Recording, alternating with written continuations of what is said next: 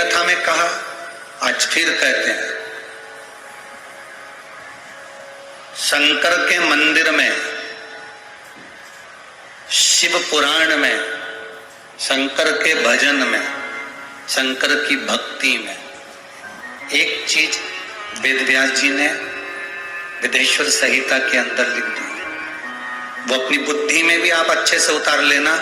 जितने लोग कथा सुन रहे हो अपनी चित्त वृत्ति में वो बात उतार कर रखिए। जितना दान करा, जितना पुण्य करा, जितना सत्कर्म करा, जितना व्रत करा, जितना उद्यापन करा, जितना भजन करा, जितना कीर्तन करा, जितना नाम जाप करा, जितना ब्राह्मण भोज, संत भोज, साधु भोज, कन्या भोज, भंडारा, जितना भी अपन ने करा,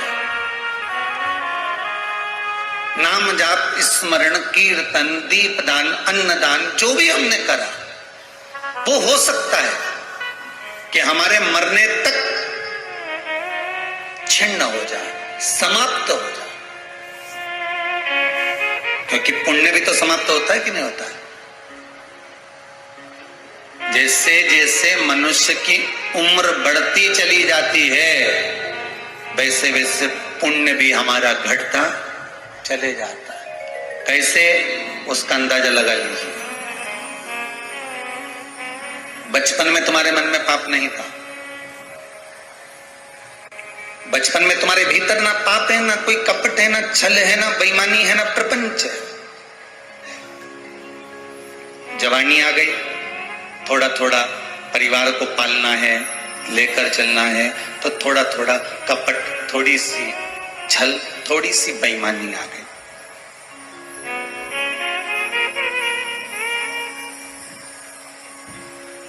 थोड़ी सी बेईमानी आ गई। इसमें से इतना सारा प्रसाद अगर भरा हुआ रखा है तो इसमें से थोड़ा सा एक पेड़ा निकाल लो, किसको मालूम पड़ेगा? चोरी तो है, किसको मालूम पड़ रहा है?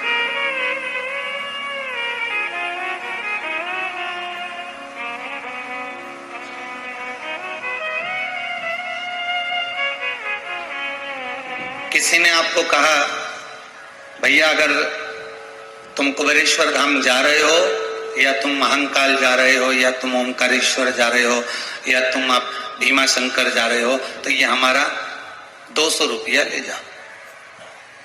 अब तुमने सोचा, ना तो वो यहां देखने आ रहा है, ना पंडित जी को मालूम कि 200 का है, ना रसीद वाले को मालूम कि 200 का है। उसमें से तुमने अगर 100 खसका ली है, तुमने तो खसका लिया, पर उसने कितना खसकाया ये तो वही जान सकता है। तुमने तो निकाल लिया कि उसमें कोई ने देखा नहीं है, उसमें किसी ने भाला नहीं है, इसमें किसी का अंदाजा रहा नहीं है, इसमें कोई देख ही नहीं रहा। आप मन का धन कर सकते हो, पर अपने आप को आप समझा सकते हो, पर अंतिम क्षण जब प्राण छूटने का आता है, हमारा किया गया सारा पाप हमारे सामने एकत्रित हो जाता है।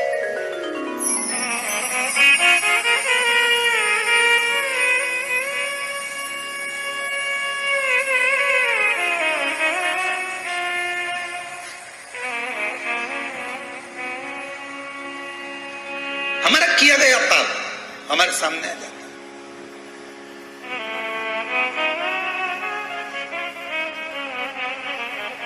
किसी बच्चों को नहीं मालूम कि इनके घर की स्टोरी क्या है, पर उसके घर के एक व्यक्ति को चुनाव में खड़ा कर दो, फिर पूरी स्टोरी मालूम पड़ जाएगी कि इसके काका जी ऐसे थे ने, फूफा जी ऐसे थे ने, बुआ जी ऐसी थी ने, नाना जी ऐसे थे ने, पिताजी ऐसे थे ने, भाई ऐसा था ने, कुटुंब। अर्थात तुमको पूछना नहीं पड़ेगा, तुमको जानना नहीं पड़ेगा, बता दिया जाएगा। उसी तरह प्राण छूटते समय जब अंतिम बिंदु आता है, मनुष्य के प्राण खींचने के लिए यम के दूत आते हैं, प्राण निकल रहे होते हैं, जीवात्मा कहती है कि मैंने खूब दान करा, मैंने खूब पुण्य करा, मैंने खूब सत्कर्म करा, मैंने खूब भजन करा, मैंने खूब दान दिया, मैंने व्रत किया, मैंने उद्यापन किया, मैंने गंगा नहाया, सब कुछ किया। तब यमदूत कहते हैं कि साथ में चित्रगुप्त महाराज जी आए हैं, वो आपको हिसाब बता देंगे कितना पुण्य आपके पास बचा हुआ। 500 रुपए कमाए थे, खर्चा मालूम पड़े 550 कर दिए। जो जेब में पहले का रखा था वो भी चले गया। उसी तरह पुण्य तो तुमने बहुत कमाया, मंदिर में जाके दिया जलाया, पुण्य कमाया। बोलो कमाया कि नहीं कमाया? जितने लोग आस्था पर कथा सुन रहे हो, जितने मोबाइल पर सुन रहे हो, जितने स्मरण कर रहे हो, अच्छे से बोलना, मंदिर में दिया लगाया, पुण्य कमाया कि नहीं कमाया? कमाया। तुमने दान किया, पुण्य कमाया कि नहीं कमाया? कमाया। तुमने सत्कर्म करा, व्रत करा, उद्यापन करा, पूजन करी, अर्चना करी, सारा पुण्य तुमने एकत्रित कर लिया। अब मान लो तुमने 500 रुपए कमा लिया, अपन पुण्य को समझो 500 रुपए। अब तुमने 500 रुपए तो कमा लिया, अब खर्चा जोड़ो। किसी के लिए झूठ बोल दिया, 100 रुपया खसक गया, तो सही पुण्य समाप्त तो होगा, खर्चा भी होगा। तुमने किसी के लिए अपशब्द कह दिया, 50 रुपए गए। कितना बचा है? 350। हिसाब के तो तुम बहुत पक्के हो रहे। 350। अब फिर मालूम पड़े किसी को गलत दृष्टि से देख लिया, गलत भाव से देख लिया, गलत मन से देख लिया, 50वां खसक गए। कितने बचे? 300। और मालूम पड़े पड़ोसन आ गई, खूब सारा प्रसाद दे के चली गई, निंदा का रस डालकर चली गई, 100 रुपया खसक गया। कितना बचा? 200। हिसाब लगा लो जरा अच्छे से हो, ये तुम्हारा और हमारा सबका है। जितने कथा सुन रहे हो उनका भी, और जो कथा कर रही है उसका भी, सबका हिसाब है। मेरे मालिक के दरबार में सब लोगों का खाता, किसी को कौड़ी कम नहीं देता, किसी को कौड़ी ज्यादा। बचे 200। देवरानी के लड़के को छोटे से गिलास में दूध दे दिया, खुद के लड़के को इतना बड़ा गिलास, 50 खसक गए। कितने बचे? 150। पति रात्रि को कोई सामान लाया, चुपचाप कमरे में निपटाया है, 50 खसक गए। कितने बचे? 100। 100 बचे। अब वो 100 रुपए अभी चलने दो जरा, अभी चलने दो। दोस्तों के साथ घूमने गए, मालूम पड़े उन्होंने कह दिया, अरे कौन देख रहा, ले थोड़ा सा ले। कहीं मदिरा पान, कहीं मांसाहार, कहीं गलत कर्म कर बैठे। 50 फिर चलेगा। कितने बचे? 50।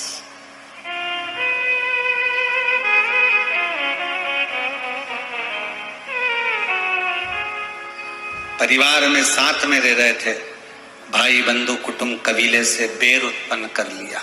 सुबह से शाम तक शिशुपाल जैसी गालियों पर गालियां दे। 50 कर। कितना बचा? बस यही हमारा जीवन है। हमने पुण्य तो बहुत कमाया रे, खूब पुण्य कमाया। हम तो रोज मंदिर जाने, लोटा भर के पानी चढ़ा के आए, कितना पुण्य। चंदन भी लगाए, कितना पुण्य। हम मंदिर में, हम तुलसी जी के पानी भी दें, ब्राह्मण भोजन कराएं, गौ दान करें, अन्न दान करें, वस्त्र दान करें। हमने पुण्य तो बहुत कमाया, पुण्य की कोई कमी नहीं रही, पर खर्च भी बहुत करा। और आखिरी में जब मरने का समय आया, पुण्य रत्ती भर नहीं बच पाया। जितने दान पुण्य व्रत जितने हैं, तुम्हारे मरने के समय पर हो सकता है तुम्हारा पुण्य समाप्त हो जाए, पर वेद व्यास जी शिव महापुराण की विद्येश्वर संहिता में लिखते हैं, एक पुण्य ऐसा होता है जो कभी समाप्त नहीं होता। वो शंकर की कथा का पुण्य, शिव के लिए दिया गया दान पुण्य भजन कभी समाप्त नहीं होता। शंकर भगवान पर एक लोटा पानी चढ़ाया, वो कभी समाप्त नहीं होगा। वो बढ़ता है, घटता नहीं है। कुछ कुछ चीजें ऐसी होती है जो बढ़ती है, घटती नहीं।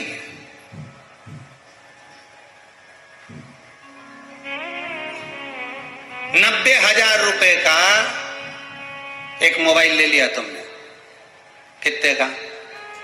वो कटा हुआ सेव फल। ठीक है, आज समझ गए ना तुम लोग?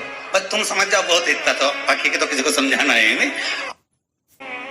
90,000 रुपए का एक मोबाइल ले लिया तुमने, कितने का? वो कटा हुआ सेव फल।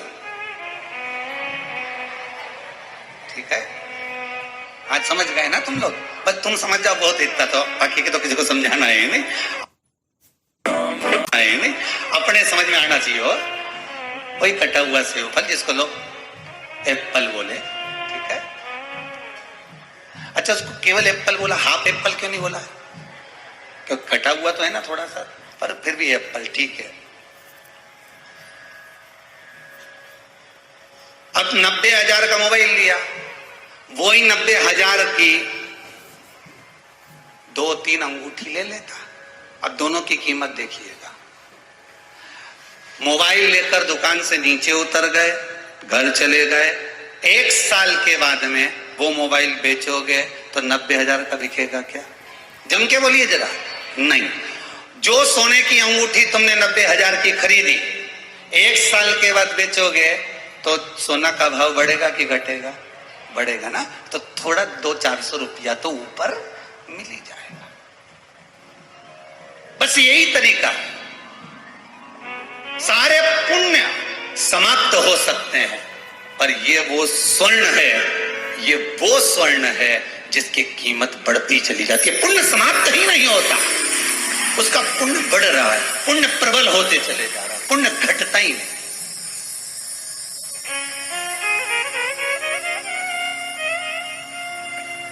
ये कभी नहीं घटने वाला, ये बढ़त में जा रहा है।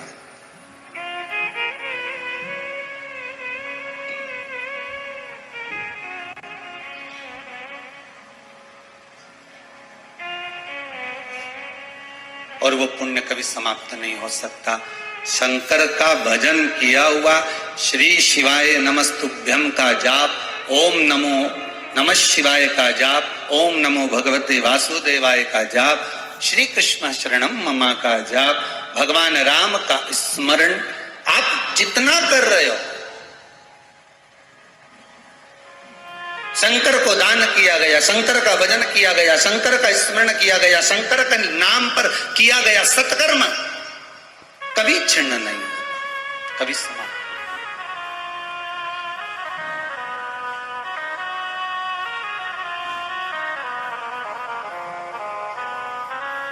भजले प्राणी हो अज्ञानी, 2 दिन की जिंदगानी काहे को भटक रहा है।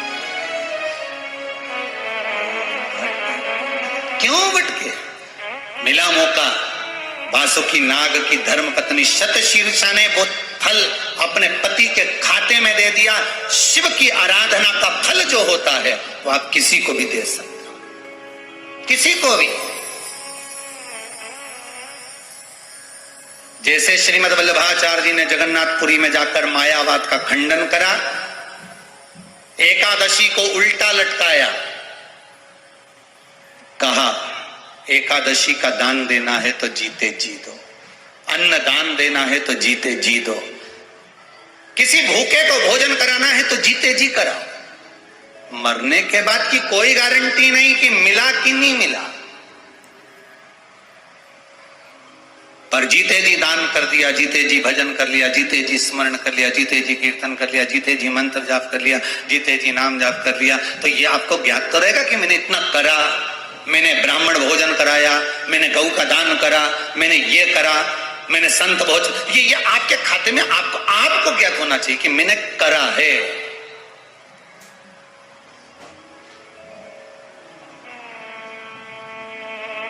मैंने किया है, ये आपके भीतर होना चाहिए कि मुझे प्रसन्नता इस बात की। कई लोग कहते हैं अब तो भगवान की कथा सुन ली, भगवान ने खूब अच्छा कर दिया गुरुदेव, कोई कमी नहीं रखी। अब भगवान चाहे तो उठा कर ले जाए, मेरे को कोई टेंशन, सब कर दिया। पर अगर किसी के बच्चे कुंवारे हों, बेटियां कुंवारी हो, वो बोलेगा क्या कि अब चले जाओ? नहीं, वो तो कहेगा एक बार इनके पीले हाथ कर दूं, एक बार इनको सेटल कर दूं, बस बाबा से विनती है, फिर भले जाओ, फिर कोई टेंशन।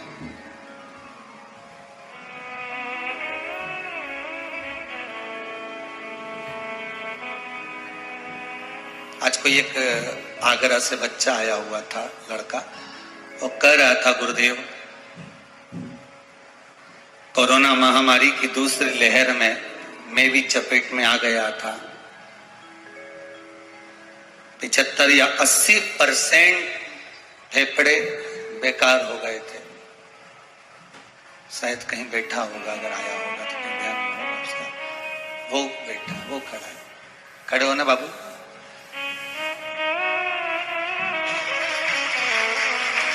डॉक्टरों ने कहा, जवाब दे दिया था, पर मेरी माँ ने शंकर की कथा सुनी थी, शिव महापुराण, और वो शिव महापुराण की कथा में बेलपत्री शमी पत्र का जो महत्व बताया था। मैं तो हॉस्पिटल में था, कोई मिलने नहीं आ रहा था, सोच लिया था कि अब तो अंतिम बिंदु हो गया है, पर माता शमी पत्र और बेलपत्र के बल पर बचा कर लिया, इसलिए बाबा को प्रणाम कर। बैठो बैठो। शिव कृपा ऐसी होती, शंकर की दया ऐसी होती है, शिव करुणा सागर की करुणा ऐसी होती है।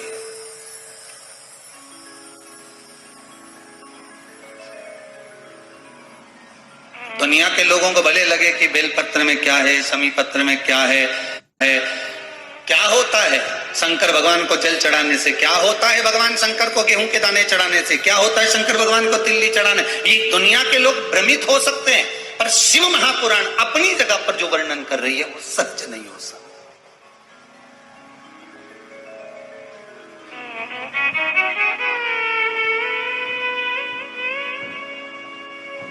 वो सहज नहीं हो सकता।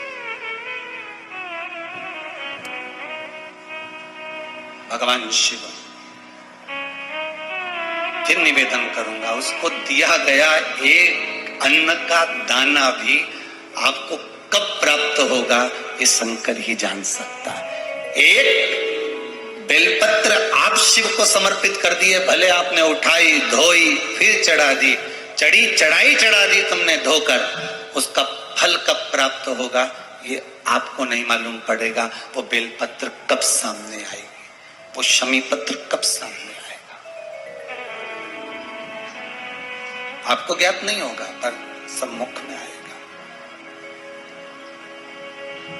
मत बुरे कर्म कर बंदे वरना पछताएगा, भगवान की आंखों से तू बच नहीं पाएगा, तू बच नहीं पाएगा। अरे ओ अज्ञानी मत करना दानी। हम अपने पुण्य को अगर क्षीण रखना चाहते हैं, अपने पुण्य को अजर और अमर रखना चाहते हैं, तो शिव भक्ति ही एक मूल है।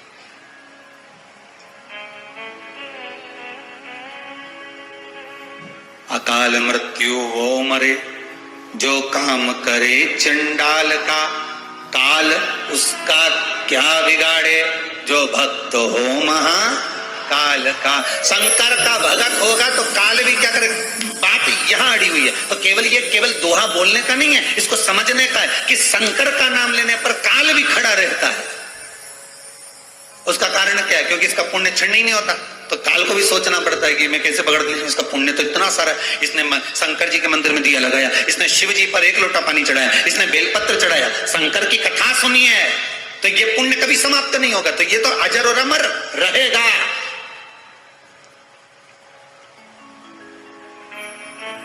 वीडियो पसंद आया तो लाइक करें, शेयर करें, चैनल को सब्सक्राइब करें।